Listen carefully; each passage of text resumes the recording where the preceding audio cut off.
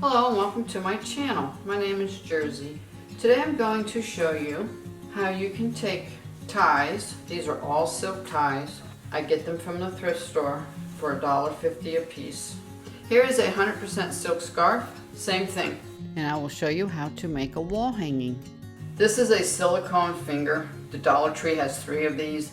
They work really well, and it also helps when you go to tear this out. Use whatever that works for you, a seam ripper, a razor blade, or a rotary. I'm going to go ahead and take this out, and I will be back in a minute. This quilt was an afterthought. My husband said that I should make a video, so I am going to show you how it was made. I'm going to iron this, and I will be right back. Iron-on interfacing on the complete backside of the tie. This is a pressing cloth, but I basically ironed it down, trimmed it up a little bit. So the next project would be what design. When I do quilts, my favorite thing is embroidery. So I have an AccuQuilt system. This will be for daisy flowers. Here's one of the butterflies that I used on that quilt. Here's a piece of plastic. I will pre-cut this out, especially on that butterfly quilt. I wanted to make sure a lot of the hand-dyed veins, so to speak, would land at a certain spot. So you can cut this out of plastic, and then you can audition where you want this to line up. If you wanted all the lines to go one way, you wanted them all to come down like this. Use whatever you need to trace a pattern on the back of the interfacing if you don't have an AccuQuilt. Whatever way you trace this bunny, it will be the opposite when you go to cut it out. So for this bunny, the nose will be facing to the right. Draw a wonky flower, then you could cut that out, and if you wanted the same one, you would use it over, use the interfacing piece. Once you pull this away from this to iron it on your background, you will have a blank piece of white paper, and that can be your template. Here's half of the big butterfly that I did. This is what I was talking about, to make sure that I could at least get one butterfly out of this, which I can. And that's what I meant before. If you have a pattern or design in mind, do your biggest one first. It might be whatever you want it to be, but cut your biggest piece first and then work with the scraps that are left over. So I took the widest part of my tie, and I knew I could get that one butterfly. Then the next thing I went down, I went and did my basket.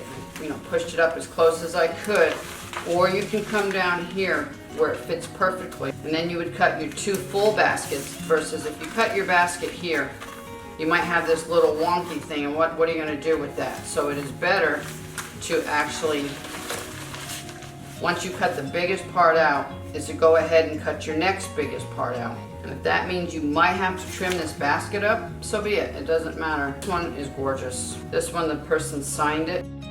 Go Lightly 93, an original by Go Lightly. This is silk too. This was the lining. I'm not sure what that is. And right here it says fabric woven in Italy, made in the USA, 100% silk. I just thought that was cool. This is 100% linen. I decided to do squares. I did 6.5-inch squares because I have a 6.5-inch die and I cut it out.